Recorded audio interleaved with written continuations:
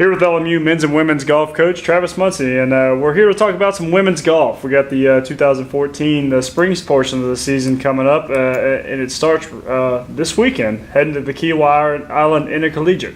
And just talk about that competition. Last year you had a really strong field, so what do you expect to see down there this year? It's going to be mostly the same.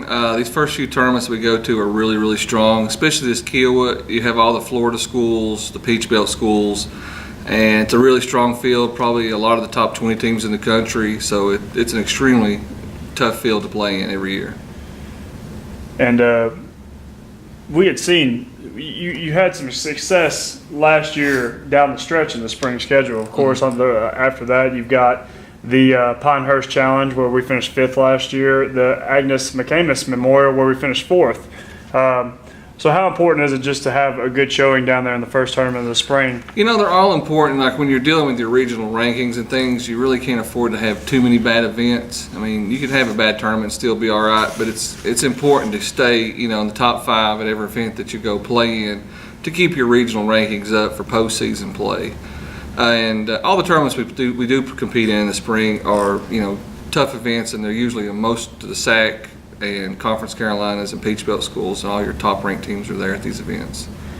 And then in the fall, we had kind of talked about how the women's team is making the adjustment with losing 3 top-end players from last year's squad. But you could see at the end of the fall, this year's rotation kind of coming together. Oh, that's definite. The girls have really done a great job of coming together. You know, losing 3 seniors last year, starters, you know, they've really stepped up and actually may have played better than the seniors did the year before, scoring average-wise.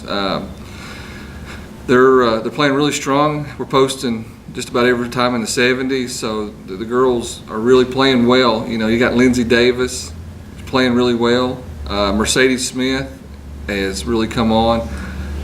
Danielle Burrell, just a sophomore. You know, some of these younger girls are really stepping up and playing well.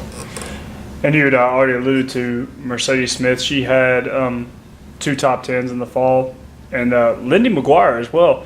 She led the team in 2 different tournaments and had a 11th place finish at the last event of the fall. So just talk about what those 2 players are really going to need to do in order for this team to be successful. Yeah, they've still got to keep posting those scores in the 70s. You know, Lindy is really healthy this year and really helping the team out, and you know, she's been right up in the 1 and 2 slot all in the fall, and you know, I plan to see her up there all this spring semester as well.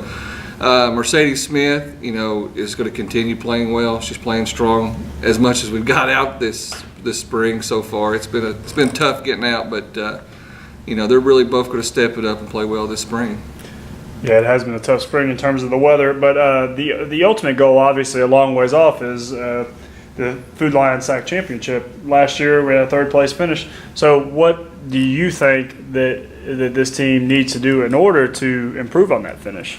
You know, just keep posting the scores we've been posting. The thing about it, though, with the SAC Championship this year, the dynamics have changed. You're adding 2 new schools into it, Coker and Queens, which Queens has a really strong program. You know, your biggest competition is going to be Carson Newman and Newberry again, and you know, Carson Newman being their home course and Newberry being the defending champions. But if we keep playing the way we're playing, there's not a doubt in my mind that we can capture our first conference championship.